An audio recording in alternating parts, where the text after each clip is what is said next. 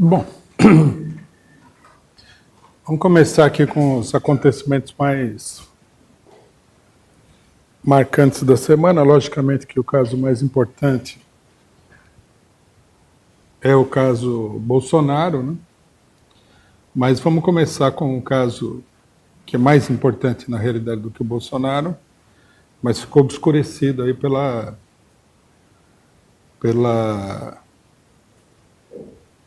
pantomima que fizeram aí com o caso Bolsonaro, que é o caso do Museu Nacional.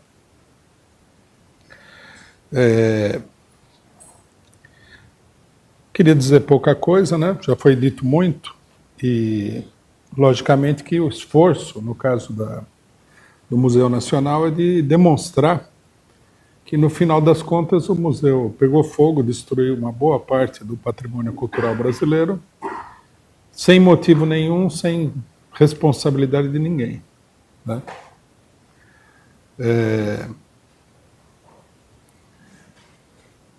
O que fica absolutamente claro quando a gente olha para esse acontecimento, que não é um acontecimento, está muito longe de ser um acontecimento isolado, é que a responsabilidade pelo acontecimento é da direita e da sua política chamada de austeridade, né? A gente deveria dizer algumas palavrinhas aqui sobre a política de austeridade. A política de austeridade é apresentada normalmente da seguinte maneira: o Estado gasta demais, tá? E os sábios economistas, portanto, consideram que é necessário cortar os gastos estatais. E os gastos estatais que são cortados normalmente, que aparecem no primeiro plano, são os gastos com a população pobre do país.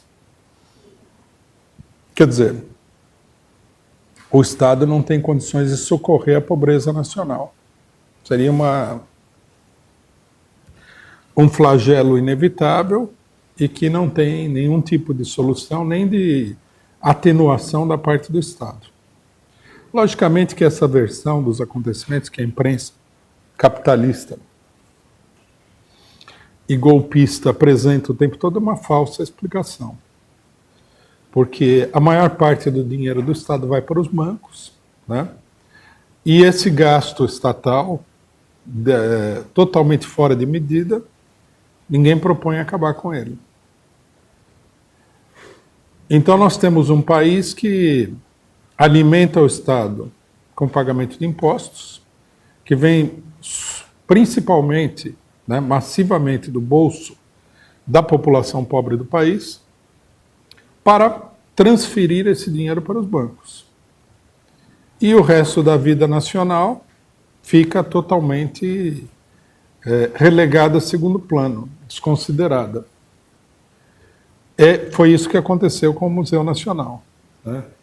Os golpistas entraram no governo, iniciaram uma campanha de superajuste dos gastos governamentais, eliminaram todos os gastos com a cultura e aconteceu a tragédia do Museu Nacional. Um ato de puro barbarismo, né, das autoridades competentes. Nós temos que levar em consideração, inclusive, que a Universidade Federal do Rio de Janeiro, que está ligada ao Museu Nacional, praticamente foi à falência durante o governo Temer, né? Isso daí a imprensa toda oculta, e agora nós temos um resultado catastrófico, extremamente catastrófico, para a cultura nacional, para o país. É um atentado contra o país. E existe aí toda uma campanha de propaganda no sentido de tentar evitar que venha à tona quem é o verdadeiro responsável, mas o responsável é esse daí. A destruição do Museu Nacional no Rio de Janeiro também não é um problema puramente econômico. Nós temos que entender isso daí porque ficou claro nesses 2 anos de governo Temer, quase 2 anos, que o governo golpista e a burguesia que apoiou esse governo, ela é profundamente inimiga da cultura nacional. Eles começaram acabando com o Ministério da Cultura, né? Agora ninguém se lembra de trazer à tona, no que diz respeito à imprensa burguesa, esses acontecimentos, mas eles declararam guerra à cultura de um ponto de vista geral desde o começo. Vários falaram que um dos grandes problemas do Brasil era qualquer tipo de incentivo estatal à cultura, né? E, portanto, é natural que, também desse ponto de vista, essa tragédia tenha acontecido, né? Nesse sentido, nós temos que lembrar que o governo do PSDB em São Paulo arruinou aí pelo menos 4 museus, né? Um dos mais importantes museus históricos do Brasil, que é o Museu do Ipiranga, faz 5 anos que está parado, é um prédio histórico, tem mais de 100 anos de idade, com várias peças importantes, né? Ele foi alagado, ele foi interditado, as peças foram retiradas de lá, colocadas num depósito, vai saber o que está acontecendo com isso daí, porque com certeza não se dá nenhuma importância a esses acontecimentos, e o prédio está ameaçado de desabar.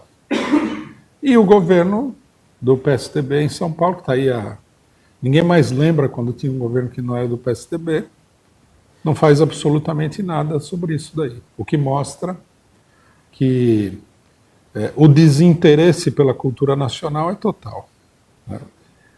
O desinteresse, digamos assim, na melhor das hipóteses. Na pior das hipóteses, a hostilidade completa à cultura nacional.